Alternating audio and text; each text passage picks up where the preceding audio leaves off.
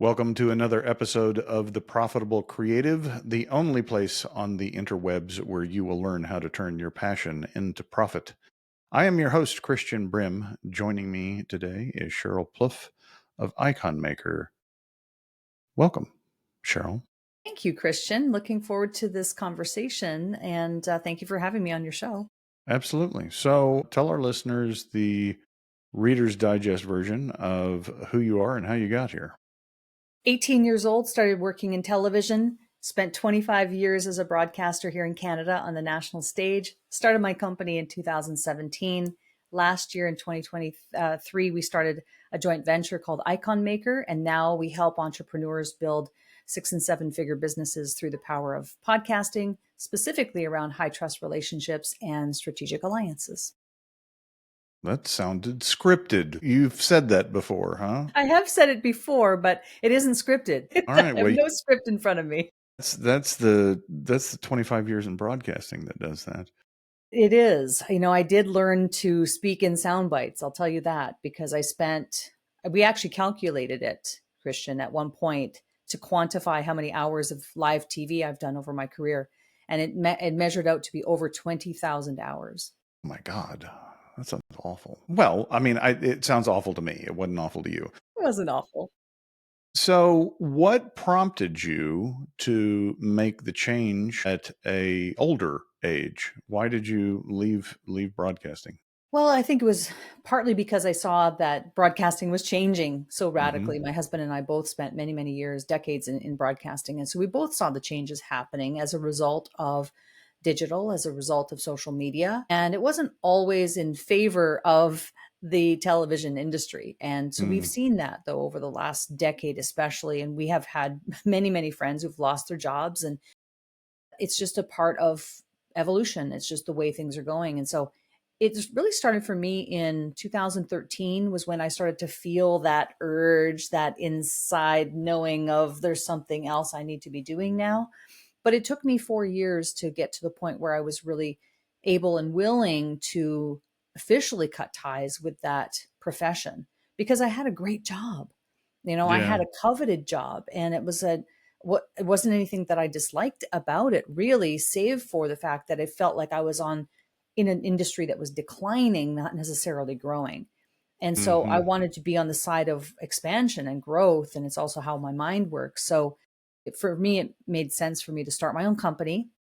I started it in 2017, know really what I was doing, as we often do in entrepreneurship, Yes. but one foot in front of the other. And next thing I was able to reach that elusive, well, what sometimes is elusive for people, 6-figure level in my first year. And then I was able to really progress through the pandemic into more, I think business advisory is really where it kind of developed. And then Hmm. last year we started Icon Maker. So it's been an interesting journey, but that's what it has been in short. So we talk a lot about the difference between the check signer mentality versus the check casher, being the distinction between an entrepreneur and an employee. And I realized early on that I was not a good employee. Not that I thought that I was going to be a great entrepreneur, but I wasn't good at hearing no. I worked in the banking industry,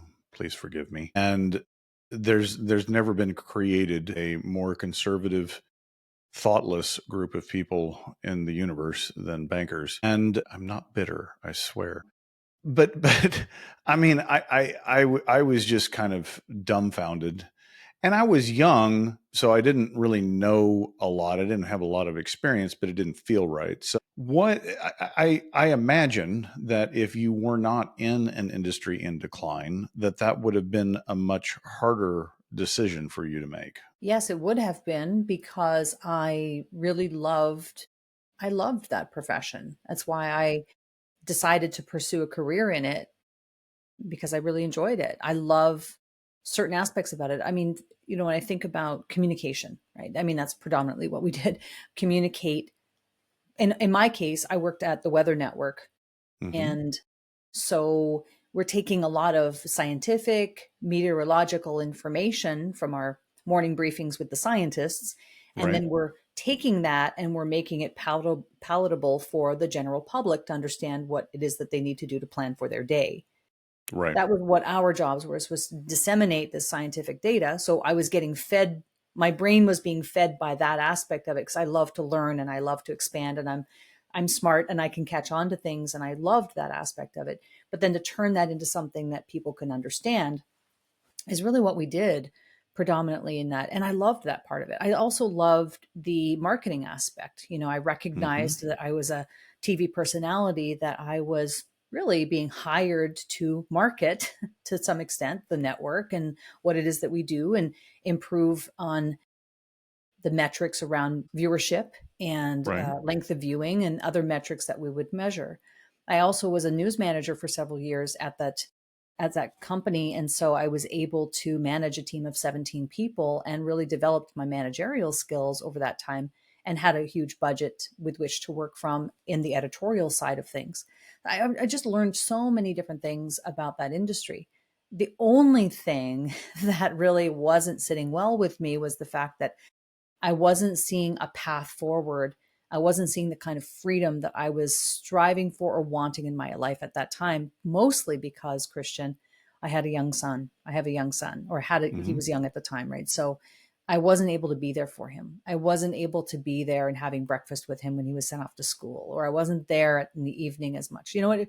It was just really around family, and your priorities change when you have a child. Yes. And Yes. we hear that a lot, and that makes sense. Your priorities do change, and so that was a big part of it. I was also commuting 2+ hours every day to go to that job because I In didn't live in the Canada, same. there's that Yeah. much traffic? Okay. Yes. Well, the 401, the Highway 401 is actually I believe it's the most traveled highway in North America Wow. from a volume perspective. It's a huge highway that, and that's fine. I knew going into it that I didn't live where I was going to be working, but I was able to stick with it for 17 years. But after about, after your 13th, 14th year, really you start to get pretty tired of doing that long drive every single day. And so those were predominantly the reasons why I decided to pursue it. Not to mention just the inner knowing, the inner that you get that nudge inside of yourself. I think as a creative, we can relate to that idea of like, well, what's speaking to me now? What is it that's in my heart? Where is that drive coming from? That inner knowing that there's something else I ought to be doing and pursuing, and finding another creative outlet for who you are as a person. Do you think you could be an employee again? No, no, I do not. No. Well, welcome to the club. So, when you mentioned this creative outlet, and that you needed a place for it, one of the things we discuss a lot on this show is the application of creativity to make money, and that there's a balance there, because creativity, as my daughter, who is a full-time artist, will she put it, as if you're doing something truly creative, there really can't be a commercial intent. Now she's a painter, so I think it might be different for her, but I think it's something to dive into. Do you think that what you do as a creative really is inspirational, or is it directed with a commercial intent? I think it's directed with a commercial intent. In my world, it is directed with a commercial intent. And I think that where the creative side of it comes from is that if it's a creative intent and we can actually generate revenue through products we create, programs that we create serving others, that we're able to have the life that we want on the other side of that. To be able to have the Hmm. freedom of schedule, the freedom of time, the freedom of choice that we would like to have. And really, I guess one could argue that those are creative pursuits, or it allows for you to have creative pursuits. And maybe those are the ways in which you express it.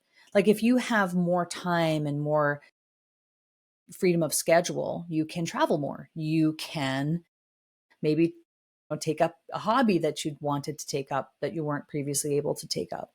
So everything in our world, though, is, well, we believe at Icon Maker that it's about being able to do something that you love and serve people but make money at the same time, that it isn't a case of got to do this so that I can get to a point where I can enjoy my life, that they should be happening at the same time.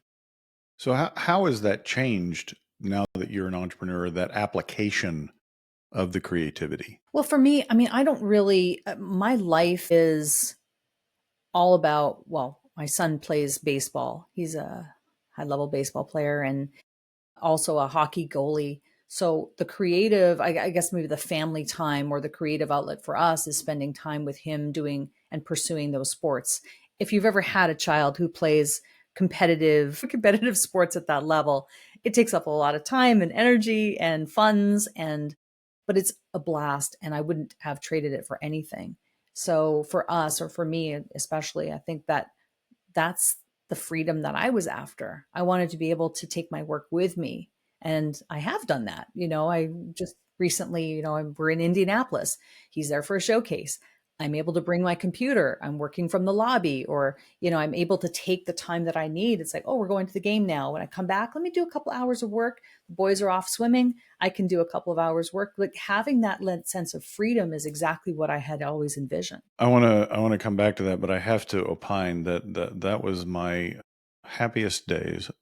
One of my happiest days was when my daughter said that she was not going to play on the competitive soccer team. I was like, thank God, I do understand. thank God. I do understand. It's a lot. It's a lot. But when I think about what my husband and I, or we've talked about this many times, he and I, that we're so proud of having had the ability to give him those experiences through sports. Yeah, My husband was actually a sports director at a TV station for over 3 decades. And so sports is really just a big part of our lives. And to be able to have had the opportunity to give him those experiences and with different teams and different sports and being in hotels and going to restaurants and visiting different cities and the highs and the lows of it all and all the lessons that come from it. In fact, it's just something that I'm really proud of having been able to do. And so, is that a creative outlet? To me, it is. It might not hmm be interpreted that way by someone else who doesn't desire to have that type of life. But for me, that has been an expression of creativity, I think. yeah. I love that. I want to go back to what you said, the time freedom, and I think that a lot of entrepreneurs end up trapped with their business. That they become beholden to it, and to me, it's a balance between financial freedom and time freedom because you want both. And it sounds like you've navigated that well. Has it ever come to a point where you had to make that decision to choose one or the other? Certainly, yeah, I think so. I mean, especially early on, in the early few years of my business, which was predominantly focused on video marketing at that time. And like I said hmm earlier, I didn't really know what I was doing. I knew what I was good at, but I Right. didn't know how to take what I was good at and turn it into a hmm viable program or product or how to sell that. I didn't have sales skills for something of my own. I wasn't, those skills were not there. And Right. so I was still learning while I was doing. And yes, you have to put in sometimes long hours. And yes, you have to sacrifice at some point the time at that point in order to have the financials to be able to sustain you and to be able to build back into your business and to keep reinvesting. And so I think that I see that now with people that we serve because they're at that level. I'm just, we're serving the people that we were several years ago. That's really Right. how it's worked out. And so I definitely see that. You have to recognize what stage you're at in order to know what are the activities and things I should be doing at this point. Are other people doing these things? Are other people sacrificing this amount of time for their business and their goals? And then you come to find out. And that's why I believe in coaching. And that's hmm why I believe in group coaching, because I believe that group coaching is actually more advantageous than one-on-one coaching because you can be in an environment where you realize I'm not alone. Yes. I'm not the only one who's going through this. And because entrepreneurship can be awfully lonely. Yes. Yes, it can be Yes. awfully lonely. So when you can see that other people are going through that, and you can get the kind of advice that you need to know, okay, these are the activities I should be doing. These are the things I maybe shouldn't be doing quite as much of in order to attain the goal. But I'm not really a believer in say work life balance. We hear that term a lot. I think it's work life integration. I think Tony Robbins speaks about it that way as well. Like it's an integration of those two things together. And you will probably be doing that for, if you're going to be committed to your business for some time, it could be 5 years or 10 years or whatever your goals are. You have to learn to integrate those things together because they need to work in tandem. Yeah, I find that as an entrepreneur, it's really hard to turn it off. And so I think integration makes a lot more sense than because I can tell you that when I go home at night, it's not like my brain shuts off and I stop thinking of things. So giving myself the space, the grace to not fit into some predefined structure of what is a work day or what is a work week has helped a lot because it doesn't make sense to go in and I'm going to work 9 to 5 and I'm going to do that every day um, for an entrepreneur because that's not the way life works. There may be things that you do have to accomplish every day and have to have some structure. But I think for me, being able to step outside of that model has been much more productive. Yeah. Certainly there are activities that you need to do every single day in order to see progress and move forward, but the flexibility of being able to choose your own schedule is one of the advantages of being an entrepreneur, so you ought to take advantage of it. I let's say, for example, I might have time blocked time on my calendar in the morning to do certain activities, but I don't know, maybe something happens. Maybe there was an unexpected thing that happened at school that I need to attend to. I can take that block of time and I can move it to the evening. I'm still going to do that thing, but I'm just going to move it in my calendar and move it off to a different time set. And so having that, you can't do that with a job. You can't No. decide what your shift is going to be. It is the shift, when you're doing shift work, the shift is the shift. And so we as entrepreneurs get to take advantage of that. And it's one of the most exciting things about it. Not to mention that you're not capped financially and that you can earn whatever it is that you set out to earn. You can make that goal and you can attain it. Yeah, I learned that very quickly that, you can work to make somebody else money or you can work to make yourself money. And as an employee, it doesn't matter how much you make. You could make $1 million a year. That just recognizes the value that you bring. But the business is making a lot more than that off of you. Like take professional sports like the NBA. They're paying their players millions of dollars and have huge payrolls, but that's why the players are millionaires and the owners are billionaires, right? So it doesn't really matter the dollars. It's the fact that you're never going to make as much money as you can working for somebody else if you have that characteristic of an entrepreneur. Not everybody does, right? Not everybody is willing to put in the work. Not that employees don't work, but the difference in my mind is as an entrepreneur, it's on you to ensure that it happens. Doesn't mean that you have to do it, but it's your responsibility and no one else's. And some people can't handle that. Some people, I'd say most people want to be told what to do. And that may sound bad, but they don't want to come up with the vision and make it happen. I agree with you. I don't think everyone is cut out for entrepreneurship. No, there are, and there's nothing wrong with that. As I think it's about self-awareness and understanding what kind of person you are and how you want to get through life and how you like to operate and what kind of say stresses that you want to bring into your life. I mean, it doesn't matter if when you're an employee, you have your own types of stresses. If you're an entrepreneur, you have different kinds of stresses. And it's just making a choice about how you choose to live your life. Not everyone is cut out for entrepreneurship.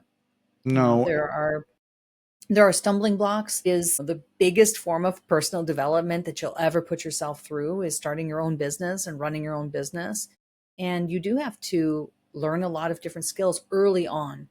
Like when you're building your business to that six-figure milestone, let's say, which is typically the big milestone that most people want to attain so that they can continue to grow, you can hustle your way to six figures.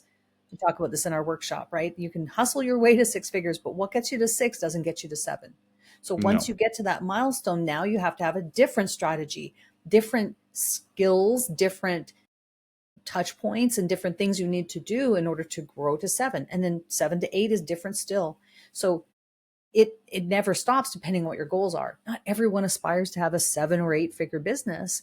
I think most people should strive for at least a minimum of seven, in my view, today, because of the way that the world is and the expense of the world around us. But not everyone has that desire. No, and to your point, I've spoken about this before. The work I had to do on myself to be able to move the company forward was, I think, harder than starting the business. I And agree. so I can totally understand where someone has a profitable business and they don't want to go any further because it is work. And to your point, it isn't a linear thing. You can't just go from zero to $10 million and you as a person not change. That doesn't happen. Yeah, So 100%. It is all about self. It's about personal development, professional development. It's just development. yes, You will develop yourself in ways that you never thought you could or should as you start a business, and especially as you grow and continue to grow. And I think there's something, Christian, to be said also for the type of work that you want to do. So we happen to specialize more so in the coaching side of things, where people develop programs to serve other people in a coaching capacity, in a mentorship capacity. That's kind of, but not everyone desires to do that. That's why you see some people gravitating toward e-commerce. Don't want to work with yeah, people. They want to sell a physical product. And so they gravitate more toward e-commerce. But it's about self-awareness and knowing, like, we tend to work with more of the people that are heart-centered people that really want to have an impact, and they want to leverage their knowledge and wisdom to have more impact on the world around them or the world at large, and to do that through other people. And so, you do have to there's lots of different ways to make money online.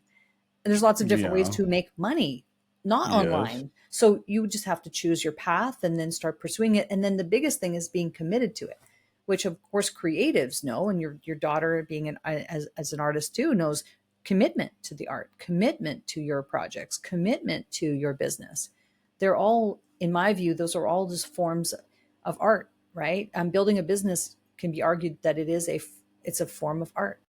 I agree with that. I think that all entrepreneurs at some level are creative because they're birthing something that didn't exist before. I want to pivot and ask you, what were some of the financial challenges you had in your entrepreneurial journey? So many, Christian, so many. Well, just Well, I highlight a mean, couple. gosh, okay.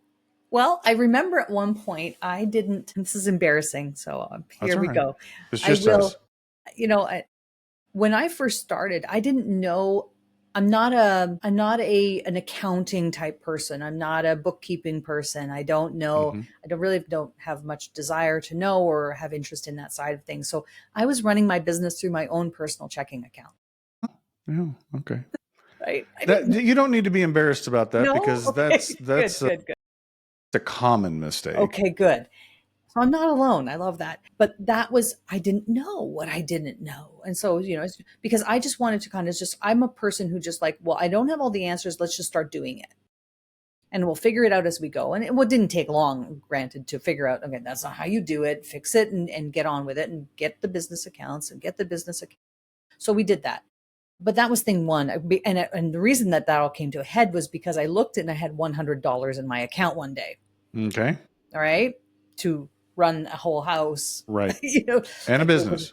and a Yes. business. So that was like, okay, that's not really working. That was a problem. Yeah. So there was that. And then, so what do? You fix it and you figure out a better way. But even when we were starting Icon Maker, we had expenses that we Mm-hmm. had rented a beautiful studio in Charleston, South Carolina to run our virtual event from. And coming up with the funds to do that it was a challenge because we were a startup. The three of us together as a joint venture were a startup. And so, there were some tense moments. There were some tears. There were some tense moments behind the scenes because you're trying to make this dream come to a reality, and it takes funds to do that. I think that's one of the things that I see in the make money online space in general. There tends to be this thinking that it doesn't cost money to start a business because it's online. Mm. And that's not true at all. It doesn't matter if you're starting a business, a brick and mortar business on Main Street, or if you're going to start an online business. You do have to have some funds to start that business off. In the online space, it could be as much as just, having a tech stack. Well, that costs money. Those subscriptions, those things that you need to purchase to be able to run an online business, not to mention your accounting software and all those different things. So I would love for people to really rethink that. And I talk to people all the time who say, I just want to start this business. I go, okay, well, what kind of funds do you have set aside for that? Well, none. It's an online business. Right. Okay. Yeah. I think that that's kind of a bigger picture I see with creative types. And I throw myself into that mix for purposes of this discussion, although I still struggle with that moniker. It's easy to see what uh, makes you. Let me rephrase this. When you have a business and you're trying to manage your finances, there are some things that are obvious, right? And those expenses that you have to spend, you can manage them, make sure you're spending the least amount possible. Sure. But there's some baseline expense that to do what you do, there's these expenses. I see where people struggle with expenses when they're more discretionary, like nice to have, not have to have. And like your icon maker, where you're putting money out front that you think will make you money, but you don't know. What I see is not a lot of critical thinking leading up to that, right?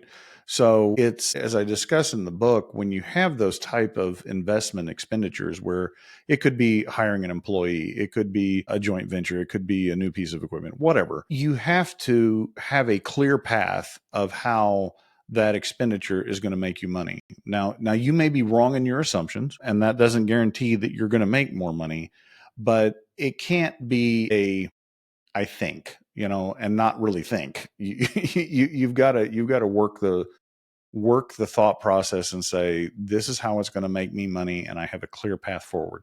Yeah. I think as long as this is the benefit of having marketing experience, because marketing is really all about testing and measuring and adjusting. And I thought it was sorcery and witchcraft. I'm some people sorry. think so. Some Okay. people think so. And it is numbers game, right? If you can understand the numbers, and now you can start to do some analysis, and you can predict with some level of certainty based on prior data that this is to happen here, or these were our numbers there, and this is what we might expect to see. And that is how we actually approached Icon Maker in the early stages as well, because what we did was we decided to acquire assets from someone else who was getting Mm-hmm. out of the industry to start this company. So there were some prior metrics that we could lean on to some degree. Mm-hmm. We did not have certainty, as you said. We did not have certainty, but we made some calculated decisions, and lo and behold, we were able to essentially create Icon Maker as like we did really well. I mean, on our first event, we had, I think, 36 or 37, I think 37 high ticket clients out of that one event, which really is what kicked us off. Mm-hmm. But yeah, it is challenging. The financial side of things is a challenging gauntlet of decisions Yeah. and challenges that you're going to face. But to your point, you said earlier that, you had to learn a lot of things. as a business owner. And I can't tell you who coined this phrase. It was somebody in the software space that had said, you need to know enough. Business owners need to know enough. You don't need to be an expert in everything, I agree. but you do need to know enough. And finance and accounting and tax are one of those things that's fundamental to every business. I would say that marketing is fundamental to every business. Management of people may not apply to a lot of businesses, but that's one skill that you had the benefit of learning, but I didn't. I had never hired somebody before I hired people in my employee, and good God, was I awful at it. So, there's some things that, I don't have to become an HR professional. I don't have to become a CPA or a chartered accountant, but I've got to know enough. Yeah, I agree. Yeah, you don't need to be the expert of all experts in order to make a decision. And especially when you get to a certain point in your business that you're able to hire that advice, you're able to hire people who can help you work through thoughts and ideas, or and be able to make better decisions. But I agree. I think a lot of it is, I certainly don't approach our business as needing to know every single thing, but I want to have some type of working knowledge about what's going Sure. on. And I Sure. think this is true too when you are at a point where you're growing and you need to build systems, that building those SOPs for other people so you can delegate properly at some point, it makes more sense for you to be the person who creates the system and understand it at some level. And then ideally, you hire someone who's better at that thing than you were as you created the system, Absolutely. right? And there are Absolutely. people who are way better at things. You cannot be the expert at every single thing. So build a system, know enough, figure out the system that you'd like, and then hire somebody else who can be, who you can delegate that to. And if you hire right, you can have somebody who comes back to you and says, I like what you did here, but I actually think it'd be better to do it this way. Oh, okay, great. Let's go forward. So I think delegation, and that's where that comes into play too. Yeah, because if you as the owner choose to be oblivious on these things, then you're just hoping that whoever you pay to do these things is doing it right. And that's fine if you find somebody that has your best interest and is ethical and will do those things. You're still not going to get the lift that you would that if you had some fundamental knowledge to be able to communicate with them, right? So the know enough to me is two things. One, knowing enough to know whether it's being done right. And two, being able to communicate what you want to that person. I learned this lesson when I went onto the wilderness and started a software company for 2 years, and I was working with developers. And I quickly found out that I had to learn enough coding so that I could even communicate to them what it was that I wanted, and then, of course, understand whether they were doing what I want. Right. Speaking the right language, I think is Yeah. a big part of it. Just being able to say, okay, I can speak the language enough that I can communicate what it is I'm seeking to do or aspiring to do or looking to build. I agree with that. And that's true in your space in coding, or if we were talking about marketing, you're able to have a conversation about what marketers talk about as they test and measure. And so same could be true of coaching, right? There's different language and different vernacular in each and every industry. Well, I like to use the analogy of going to the doctor. And if you go to the doctor and you only answer the questions that they ask, but you don't ask any questions, you don't have any understanding of your body, how it works, the history of it, problems you've had in the past, how much less effective can the doctor be? They can't be, because you're not communicating with them and you're not bringing what you know to the table. Agreed. Agreed. Yeah. And I think this is something I see in the coaching with our clients, especially because we have most of our clients come into our program with, they have an expertise or they have a knowledge and a wisdom that they want to put into a program to be able to leverage that through podcasting and make money with it. And they might have sold, some in the past. Like they're not new. but they also don't know the language of how to speak. And so strategic alliances is a big part of what we do. Well, in order to have a fruitful conversation with someone on a business development side of things, or does this make sense for us to work together, they have to know somewhat the language to be able to speak that and have that fruitful conversation. And that's something I'm noticing a little bit more recently. Okay, so they don't know that term, or they don't know this strategy, or they have questions about this. And so we as entrepreneurs who are working with other people need to be aware and cognizant of making note of the questions that our clients are asking us, because the clues are there, right? Yes. We can go in and we can adjust and maybe create. We have done that. We've created extra trainings, extra boot camps, extra, calls, coaching calls to fill in the gap that we're recognizing is there, that we would not have known or predicted that we would have seen when we first started. And that's the benefit of actually working with real people. Whether you're building a 8 or 9 figure business, or if you're building a 6 or 7 figure business, when you're working with clients, take note of the questions they ask you, because the clues are there. Yes. And I would add to that, you know, whether you want it to or not, the money is always part of that question. And I find that whether it's you're dealing with vendors or customers or even employees, understanding the money flow, like you're dealing with a vendor, how do they make money? Do you understand how they're making money and what value they're bringing to you? So I don't think you can get away from the money conversation. It's pervasive in everything. Yeah. It's such a great point. I hadn't thought of that before.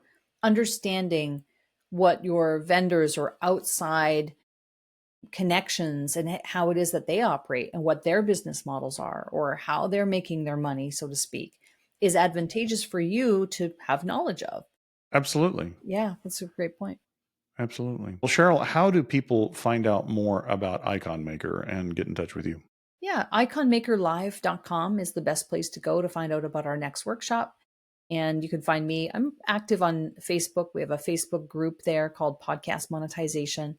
And I'm on LinkedIn, I'm on Facebook, I'm on Instagram. So you can always send me a DM on any of those. But iconmakerlive.com is a great place to start. Or you can go to my personal website at cherylplouffe.com. I love it. Thank you very much for your insight and your time today. This has been a joy. Thank you so much, Christian, for having me on. Absolutely. Listeners, if you like what you've heard, rate, subscribe the podcast, share the podcast. If you don't like what you heard, message us and tell us what you'd like to hear. Until then, ta ta for now.